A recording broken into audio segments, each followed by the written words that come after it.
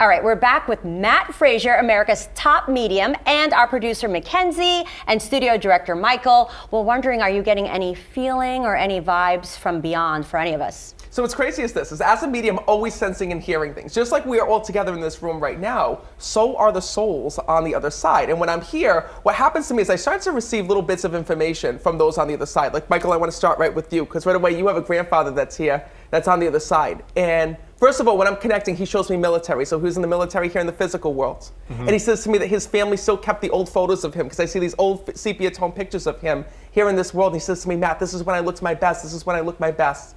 When I'm connecting with this man, he's showing moments of his life, and he shows me that he absolutely loved the water here in this world when I'm connecting with him. And he says to me that that was some of his fondest moments. He actually tells me this was really big in your family as well. He talks about being by the lake or being by the water here in the physical. Do you understand that? Yeah, we used to go to the beach a lot. Perfect. And he also talks about at one point there was a beach house or there was a lake house. Do you understand that? Yep, we have a big photo of all of us at the beach house. Perfect. He says to me that's his favorite photo. He says, please let him know that when he looks back on that photo that I am there. He's also telling me, it sounds like Jack. Is there a Jack that had passed? No, but I was supposed to be named Jack. Shut the hell up. Yeah. He keeps saying to me in my ear, say Jack, say Jack. So that was supposed to be your name? Yep. That's crazy. So no, it's his way of acknowledging. I don't know if he used to tease that to you here in this world, or like say, like if he was the one who told you that. Not that I remember. But what's crazy is that this is what I always ask. I always ask the other side to tell me things that nobody else would possibly know. And he keeps saying to me, say Jack, he'll know it's me. So know that that's his way of just bringing that through. And I know how hard it was for you when your grandfather had passed here in this world. Because first of all, this was something that happened really quickly with your grandfather. And he says to me that even though I wasn't feeling good, he says, I thought I still had some time here in this world. So your grandfather, first of all, wants to say that even though you feel like you didn't get to say goodbye to him, he says, I know how much that you loved me, and is acknowledging that to me. He actually is telling me that there's tools that your family kept of his. So do you have tools that were your grandfather's? Well, he had a whole entire model gun collection that we have of his down in the basement, so. That's crazy. He's bringing this through, and he says to me, Matt, he says, let them know that all the things that they kept, I see. He says, and please let them know that I'm with them every single day. He says to me, he says, being on the other side just means that I get to be closer to my family, and he's acknowledging that. And then what's also interesting, you'd have to ask your family, do you know if he had like a station wagon back in the day? Oh God, I have no idea. Because when I'm connecting with him, he's also showing me cars in spirit. Because when souls come through, they'll talk about different moments of their life that they loved and they appreciated, things that they held on to memories with. And when I connect with your loved ones, they'll go back in the past all the way into the future, show me all different key moments of their life. And when I have to come to you, I have a grandmother that's here, that's with you, that's on the other side. And first of all, it's crazy because your grandmother was like your mom when I'm connecting with her. Yeah. Because right away she's saying, let her know that I'm here, let her know that I'm here. She wants to thank your family for keeping her decorations here in the physical world. She says to me, you were just decorating, putting out decorations of hers and remembering her. Is that true? Mm-hmm. Yep. So no, it's her way of thanking you for that. She also tells me her jewelry was passed down here in this world as well. And she says, Matt, thank my family for holding on to all of my jewelry. I'm wearing it right now. Oh my God, those are her earrings? Yeah. No wonder why she's telling me that, because she says to me, Matt, they all have a piece of me and they all were jewelry of mine. And I gotta tell you, when I'm connecting with your grandmother, she was such a classy lady here in this world. She's all dressed up on the other side and she says, Matt, can you please let her know that I got my hair done in spirit? My hair finally looks good, Matt, she tells me. And she's actually teasing you. She goes, Matt, she goes, can you let her know they were supposed to do my hair before I died? Yes. Oh so what happened? Did you not do her hair? I think that there was some issue with my mom and her sisters trying to get her ready, but yeah, they didn't do her hair the way that she usually had it done. She tells me, she goes, Matt, oh my God. She goes, I can't believe I died like this. And she shows me like her hair was all flat in the back and she's like going like this. And I see her like going like this. She goes, let her know I went to the spirit hair salon in heaven. Letting you know that the way that you think of your grandmother before she had died, right? Back when she was younger, is the time in which she is now. She says, all I wanted was for one thing, Matt. I wanted to see my family close together, she says to me. So she first of all wants to thank you for holding on to the recipes of her. She wants to thank you for the cooking that you all do in memory of her. And she shows me like the things that your family still kept, because she just showed me like having her apron or like her oven gloves when I'm connecting. Yeah. Oven gloves, yeah. Do you understand that? My aunt has her oven gloves. That's crazy. So know that she's bringing all these things, and she says, Matt, when you are celebrating the holidays and you're using her things, those oven gloves, when you're using the plates of hers and doing all of these things and having the decorations, she says, please let my family know one thing. I am there and with them. and I need them to know that. This is really tough because when I'm connecting with your grandmother, this was a woman who did not want to die here in this world. She says to me, Matt, please tell my family that I kept my illness a secret for a while, she tells me.